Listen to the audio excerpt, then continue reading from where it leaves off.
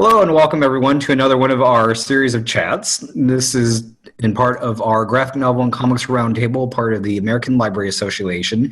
We're doing a series of library comics onlines. We're doing online interviews, pre-recorded, live sessions, live drawings, readers advisory if you're looking for some new work. So we're going to get right into this. Today we have Matt Fraction joining us, and I'm going to turn it over to our interviewers. Hi, Matt. Thank you so much for taking the time out. I guess, right up front. Literally, absolutely nothing going on. My schedule was wide open and ready for you. I know it's like somewhat of a loaded question, but yeah, how are you doing?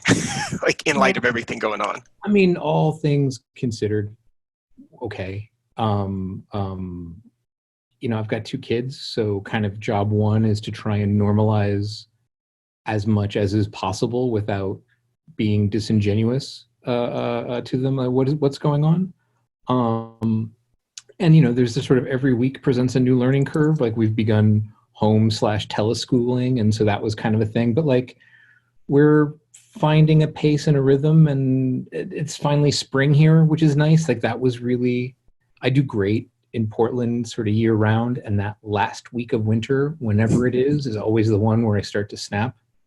So I was really done with 41 and rainy. So now it's just bright and sunny and gorgeous all the time. So that helps a lot. And like we're learning, and washing our hands a lot. And it was really, the family's really drawn together, which is kind of lovely.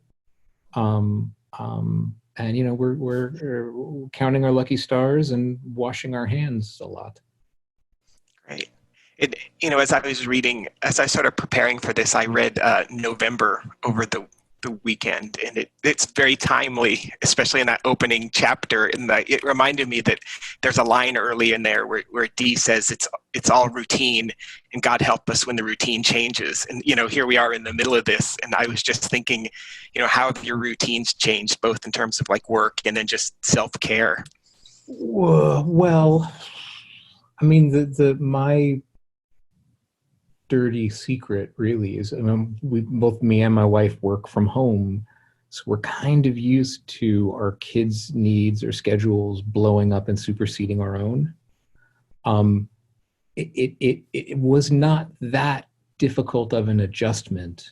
All things, as I had friends who had a lot harder time with it, but this is not that far.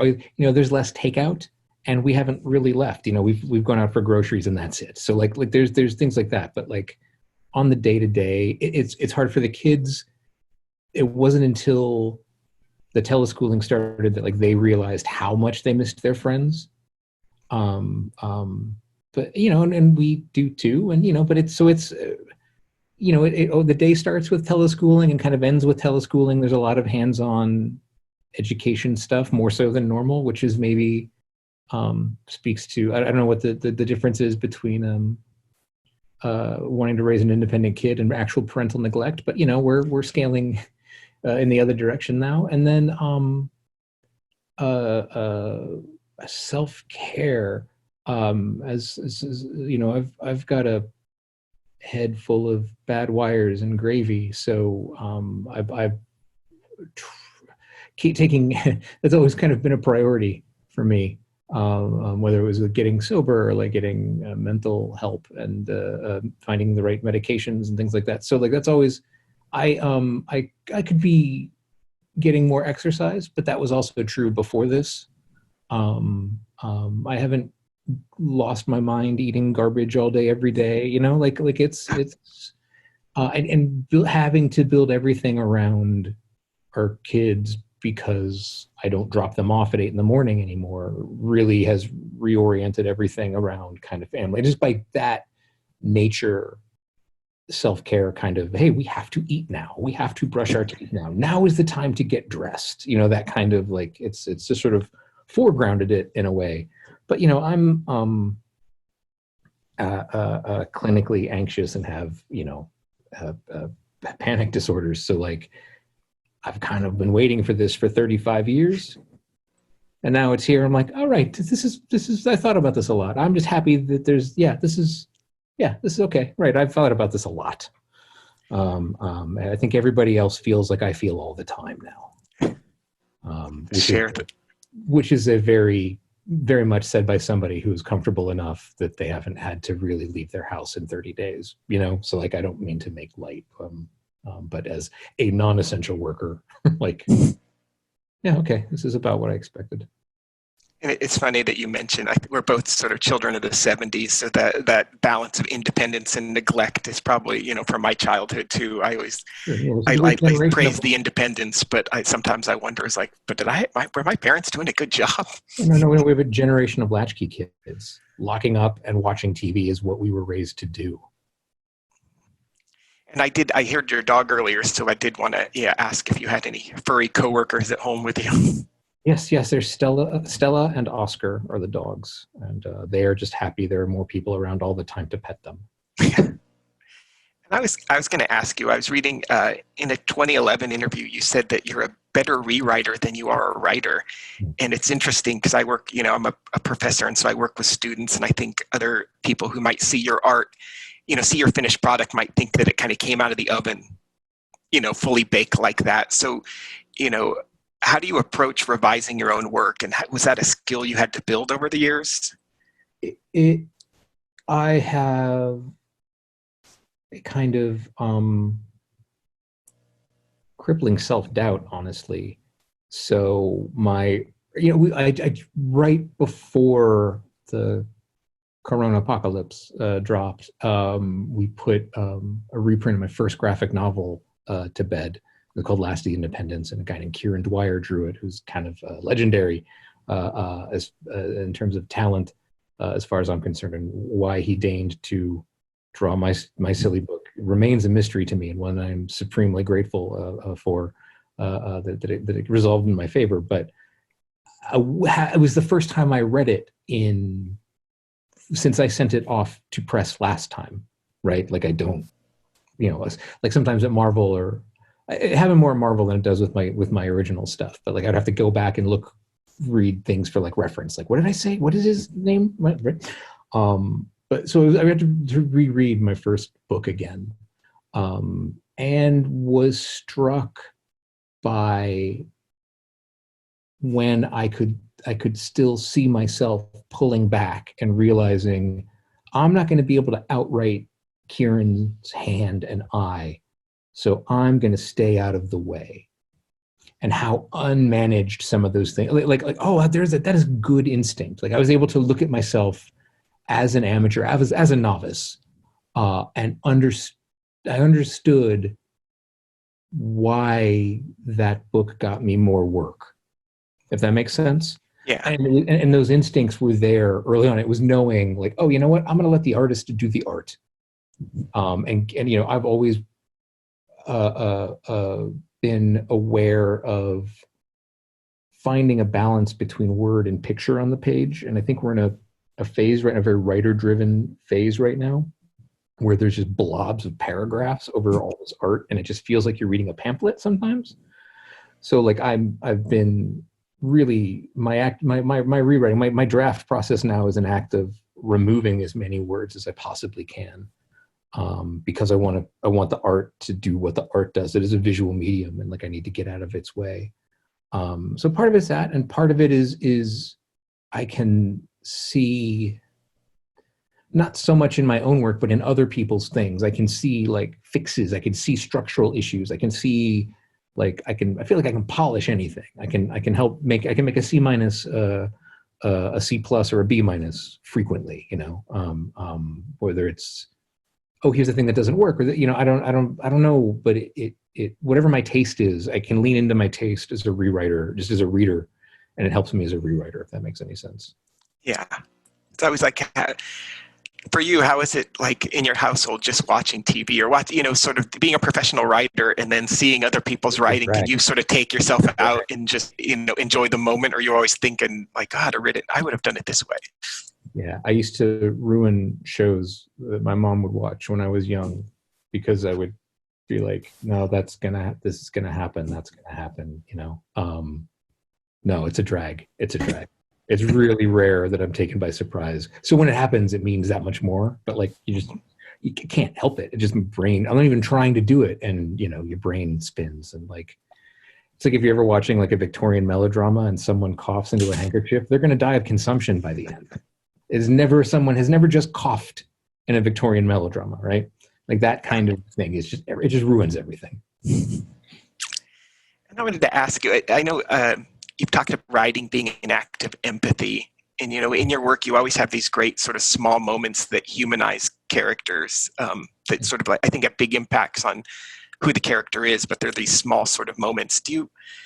When you write those small moments, do you sort of plot those out like story beats, or do they kind of just come organically as you get to know the character and as you write? I don't know. Sometimes I will have in my mind an emotional moment that I'm writing towards, and I don't know how I'm going to get there. And because I know that's where it's going to end, it's a little bit like Dead Reckoning, like, oh, okay, well, if I'm here and that star is that, I know what direction I'm headed. And as long as I keep that star right here, I'm going to end up where I need to be. So that will kind of reveal things. If I'm like, well, if I'm going to end up, if I know this, so there's that. Part of it, I think, getting kind of, writing as much for Marvel as I did as early in my career was an opportunity to be paid to learn. And in superhero comics, where it's such a visual medium and it's really supposed to be big set pieces by big set pieces, there's those character moments have to happen in the quiet moments, in the spaces between the big. You can find cool things, you can find exceptions for sure, but like it's all, you can't have a heart to heart while you're like fighting a dragon or whatever. So part of it was just a function of the genres that I found myself working in. I don't know, I guess there's a part of me that feels like it's all small moments, and when I'm really lucky and when I know how to write for my partners and I'm trusting them to carry me, that like when it works, it's as satisfying as knowing I just wrote like a really big fun action piece. It's just that same kind of feeling of like, oh, this is you're gonna nail this. Like I get to a point where I know there's a simpatico happening with all of my partners, and it's great when we get there because I know when I can trust them to catch me and stick landings that overwriting would just ruin. Yeah, I wanted to sort of follow up because I think, in Superman's pal, Jimmy Olsen, there's this great moment where they're on the rooftop and you get to see Superman sort of in the context of his relationship with Jim, and it does a couple things. It answers like, why would he be friends with Jimmy Olsen? Like, he's the most powerful person on earth. Why would he be friends? And also sort of that weight that he has on his shoulders. And it happens it's this small moment in a few panels. And I just was, if you were to write a character like Superman in his own series, like, would you need to find that connection? Would it sort of be like how you wrote to that character, or do you kind of go in, would you sort of say like trying to understand why he does what he does? This is going to sound funny. I think my answer is unique because it's about Superman, and were it about any other character, the answer would be different. But like, there's a thing that happens when I write him where I literally sit up more straight in my chair.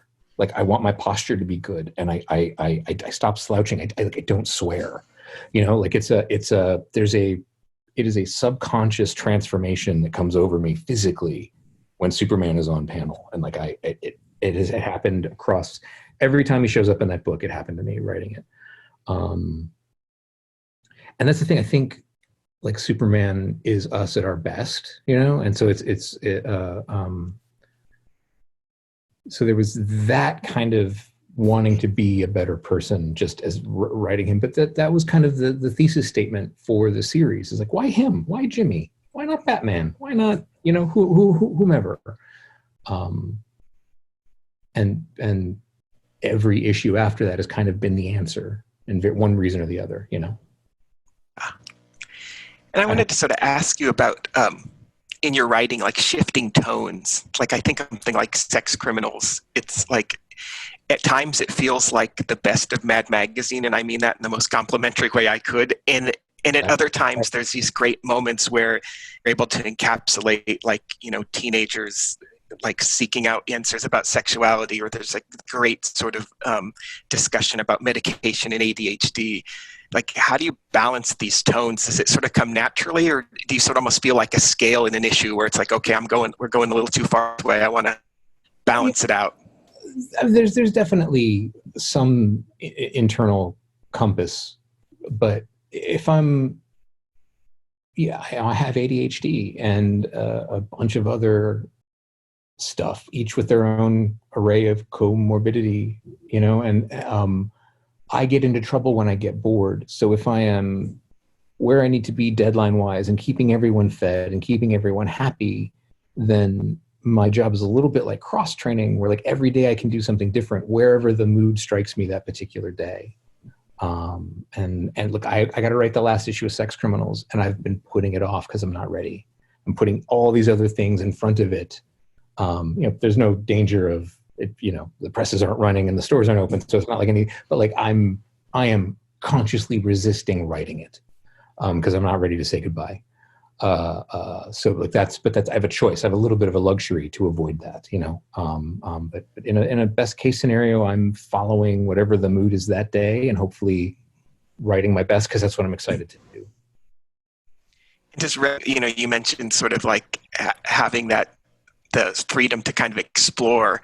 It sounds like Jimmy Olsen's sort of a book where, even for a major publisher, it seems like you could kind of do anything in that book, relatively, kind of inspired by those 60s and 70s, adventures. Yeah, it really does, doesn't it? It's interesting. I finished that book. I'm in a place too where in the middle of all this, I am finishing all of these projects one after the next. And it's like saying goodbye to people who I've lived with for, years at this point. So it's very weirdly emotional time for me, just as a writer. But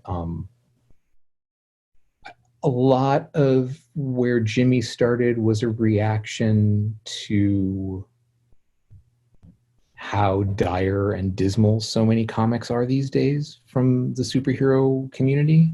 I'm just as guilty of it as anybody else, but like I have apocalypse fatigue, and now I really fucking have apocalypse fatigue. I don't need to see a building falling down on, on people ever again. I don't, like all that kind of like, I'm wore out by it. So part of it was a reaction to comics being, there's one of my favorite pieces of commentary, of criticism came from Gil Kane, who talked about mistaking enormity for gravity.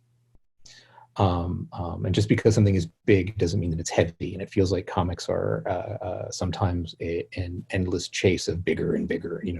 What's worse than 9/11? 10 9/11s. I'm fucking wore out by it all. So part of it was a reaction to that. Like, I want to go 180 degrees away from this. I want to write something that is fun, like unabashedly, unashamedly fun, and like hopefully imaginative and joyous and joyful. And like, 'cause I think that is a thing lost from the silver age of comics, is there's a joy and those guys were laughing their asses off. Like you can't look at that stuff and think anyone was considering themselves writing like no, he turned into a turtle wearing underpants. Like, you really think somebody thought that was like their epic? Like, no, there's a like, so that I wanted to bring that into Brian Bendis, a dear friend of mine, it was taking over Superman in Action, and like he had almost died. He was like in the hospital, very like it was really bad, and he was so excited. Like, the only thing I think that got him out were his kids and how excited he was to take on all these new challenges at DC. And while he was in the ICU for like 3.5 weeks, we would visit and we would talk, and we'd start to joke about that Kelly Sue decided to do Aquaman in the ICU with Brian. You know what I mean? Like that kind of. So part of it was Brian was doing Superman. Like, I should do Jimmy Olsen. Like I would take that chance to like try and have fun. So part of it was just a desire to absolutely have fun. And then this happened, and I hope like it occurs. It happened in the script writing, the writing for number 11. Things had escalated to such a point that I said to Steve, like, we just have to go full Blazing Saddles. Like that's the end, right? It's all Blazing Saddles. And I knew what was going to happen, but it then really became Blazing Saddles. And we're just going to send it all up and make fun of everything, and make fun of ourselves most of all, and have just so much fun, and one thing piled on top of the next, on top of the next. And, you know, that the brilliance of that end of Blazing Saddles as they're crashing through all the different stages and stuff, like it was the comics equivalent of that, as best as I could figure, without like breaking the fourth wall. Because I knew that like, oh, we've laid the groundwork for this, and I really wanted it. I really needed to have a giant pie fight, you know? Yeah. So we did.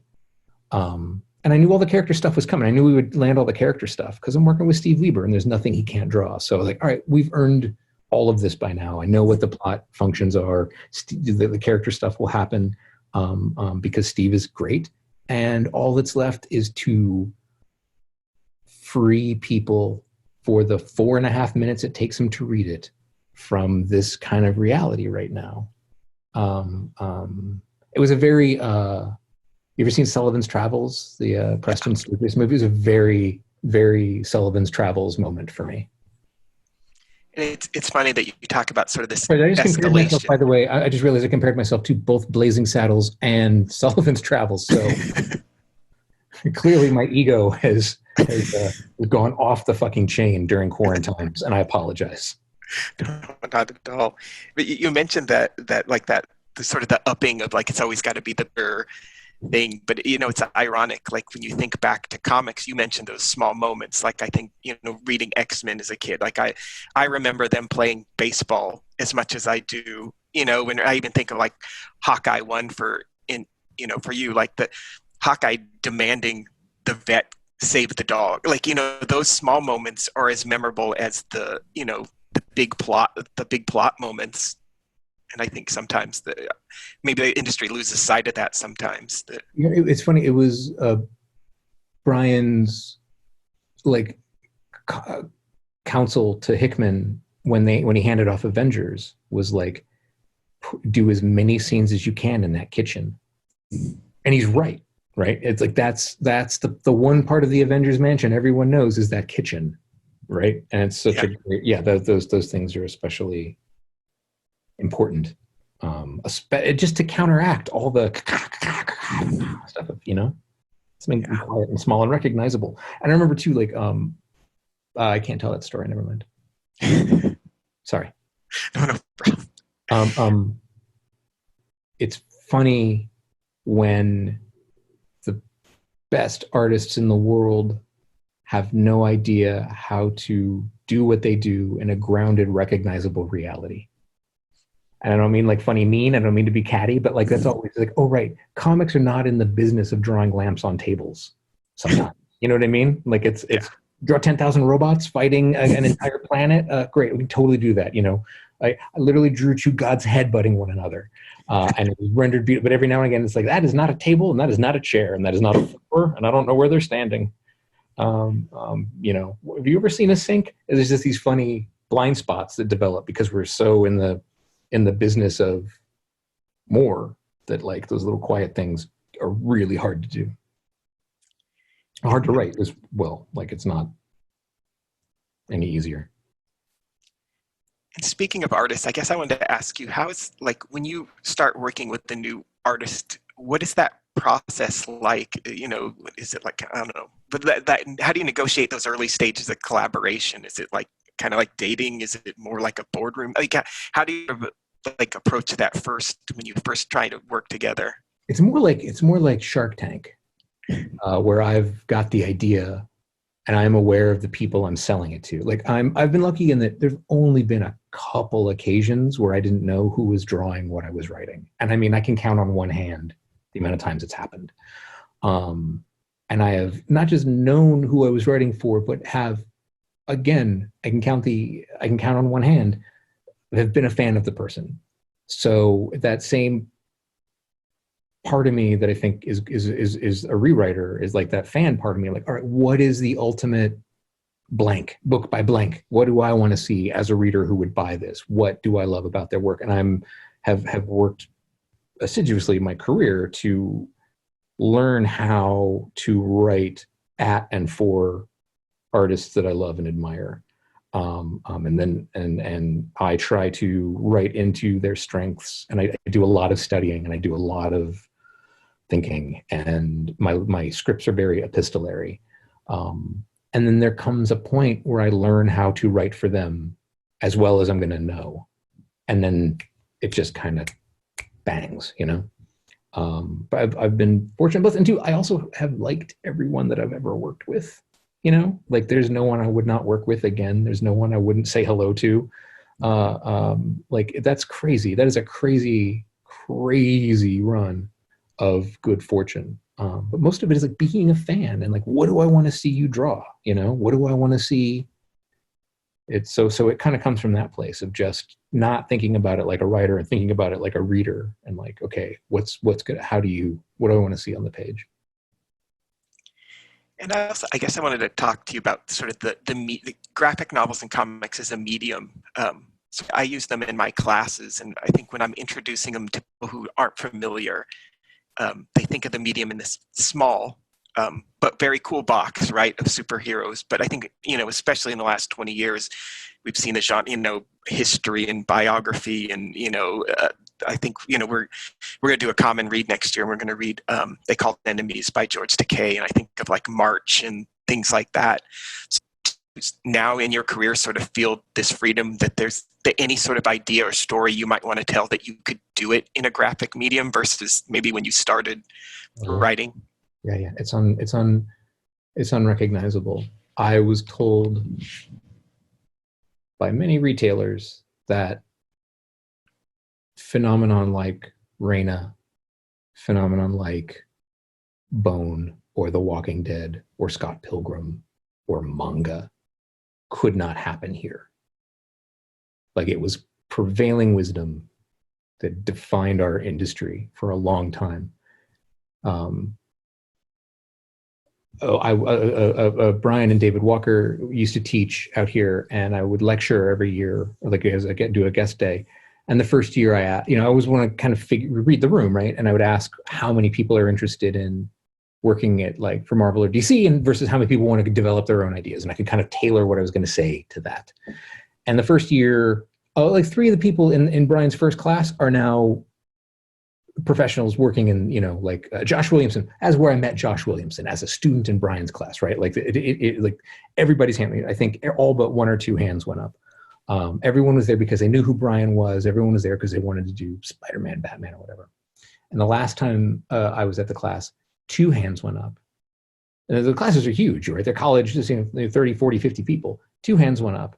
And one guy was like, I just kind of need a job. I'll work anywhere. But the over the course of a decade, the room changed from how do I write Spider-Man to why would I write Spider-Man? People don't want to be me anymore or Brian anymore in those classes. The generation of kids that are in college now, the generation that is coming up right now, grew up reading Reina, grew up reading personal stories that weren't necessarily straight white male protagonists fighting monsters and robots, right? And so you find people who it never occurred to them that comics couldn't hold their story. And that's amazing. It's miraculous and it's beautiful and it's stunning to see how quick it happened. But the generation, and I hope when we rebuild from this, we have that in our minds that it's not, American comics can't keep being the android's dungeon, you know? It's gotta be much more representative of the people who read comics. Yeah, and I think even just I think people growing up reading this stuff, or even reading like something like Sex Criminals, which again, like I don't think you could imagine I didn't think it was going to 30 last. years ago in terms of Chip and I didn't think it was going to last 4 issues. But just people reading that, I think that breaks down barriers. And then when they go to create, and I think of other things that are mostly, prose, Mhm. In a more graphic medium, that you can do that, and you can have these great real sort of conversations and social commentary in this graphic form. Yeah. It's fantastic. It's so. I remember a time where I would buy like every graphic novel that came out because there weren't that many, and now you couldn't if you wanted to, let alone read them all. I've been banging through stuff. It's great. I've been grinding through stuff that's stacked up for years here. It's been fabulous. The amount of voices not mine in the field right now, they're thriving and embracing and learning and growing the medium, it's so fantastic. To sort of follow up, I'm sure you've been asked numerous times, like your first comic. I actually know what your first comic was because I saw you at Wootstock a few years ago. But if you can remember not necessarily your first comic, but the time like something you were reading like made you think like, this is what I love about the medium. This is like something that highlights what comics can do that maybe film or prose couldn't do. Can you remember any of those moments growing up? Sure. I remember the first time I read Howard Chaykin's American Flag, and it is a complex and nuanced. It manages to be both complex and nuanced and broadly parodic and satirical at the same time. And it's also the work of an illustrator who is also a designer. And it was the first time I read a comic that didn't care if I was following it and was going to make me go back and double check. And I remember not necessarily being certain about how to read it. And the Howard and Ken Bruzenak were literally pushing the technology they were pushing the technology as far as it could go. Like the printers would stop working because they were demanding too much of them. And it was such a complicated visual experience and written experience. And like I remember just puzzling over that, especially like those first 12 issues, it was amazing. It was the first time that a comic and comic creators believed I was bright enough to follow them, right? And it wasn't pandered to or talked down to or patronized. It was like, no, listen, we're all intelligent people here. Figure it out, And what a amazing experience that was. And I think to me, yeah, because I love the medium, and I love films too, and some of the film adaptions, and I love prose. But for me, it's those moments where I think like, oh, this could only be done here, or this is where it's really going to sort of shine, or, I think like this would be really tough to adapt this thing. I mean, for me, that's where my sort of love of comics is really boiled down to. Those ones you can hold in your hand and sort of say like, this is what the medium can do. There tends to be one of those every other issue of Love and Rockets for me too. Love and Rockets has been Jaime and Gilbert Hernandez there should be statues to those two. And the only comics that have made me weep, like not just, but like, man, the end of the Love Bunglers, that's a thing that you couldn't do in another medium. Maybe, boy,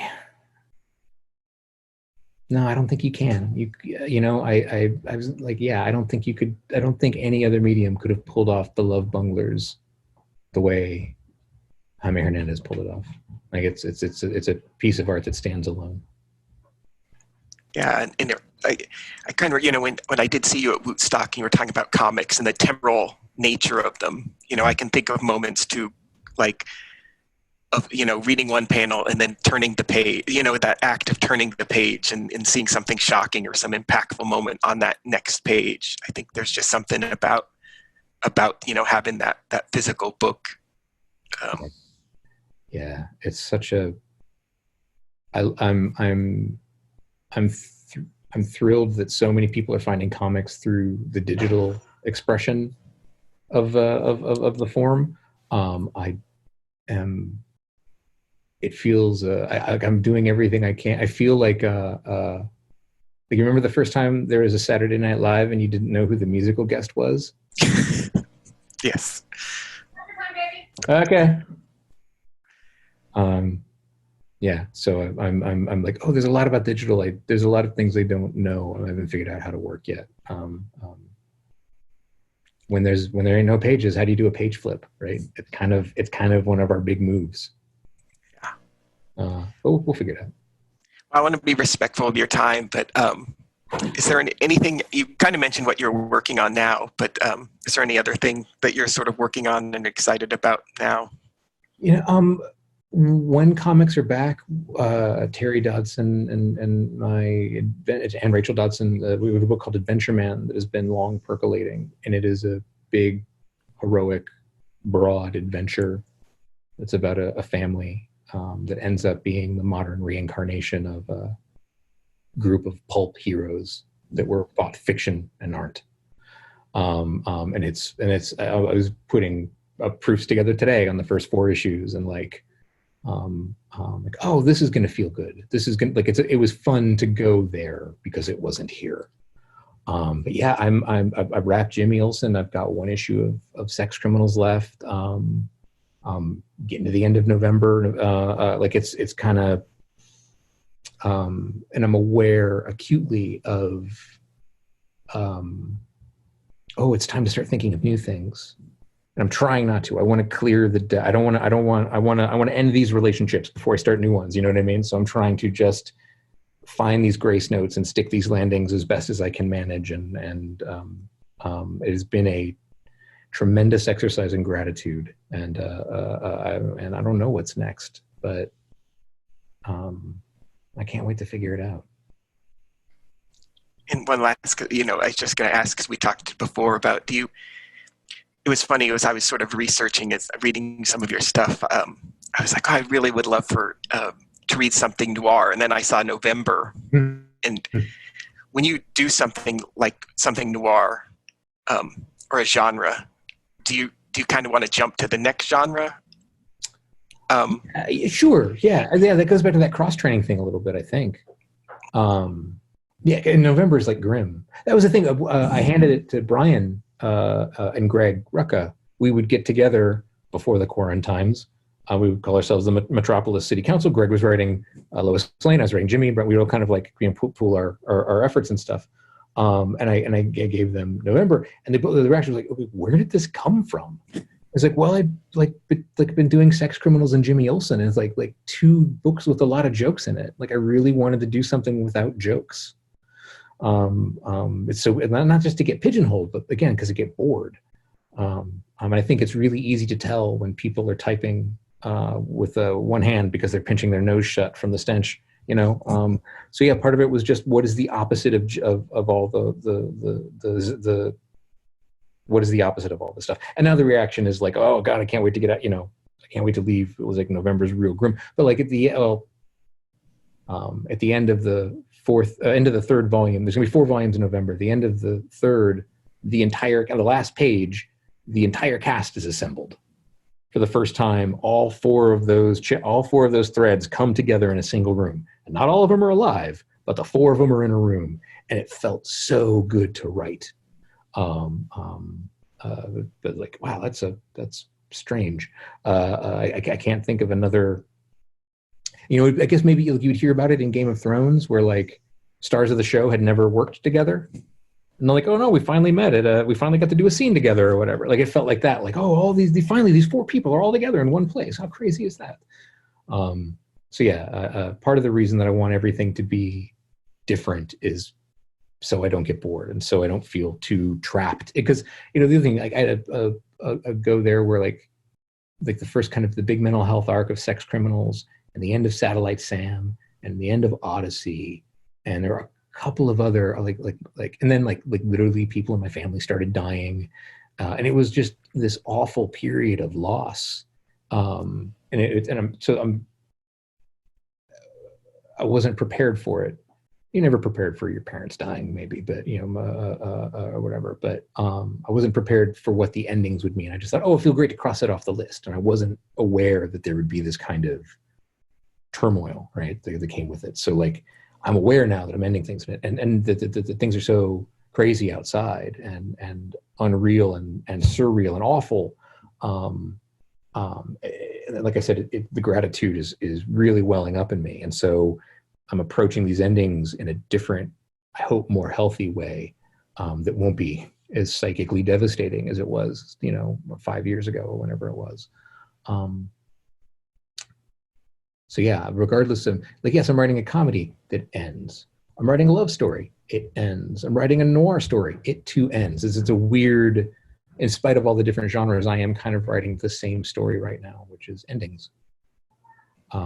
So doing something like Adventure Man today, where it's new, it's all new for the first time, and every time I'm like, oh, it's like that little sprout coming up, the first like crocus to poke out of the dirt, in March. It's like spring is here, and rather than endless winter, and I'll take it. Yeah. Well, thank you so much for taking the time. I really enjoyed this, and I wish you and your family the best. Stay safe, and stay safe, stay sane, stay hydrated, and don't give up the ship. Hey, thank you. Take care. You too. Bye-bye.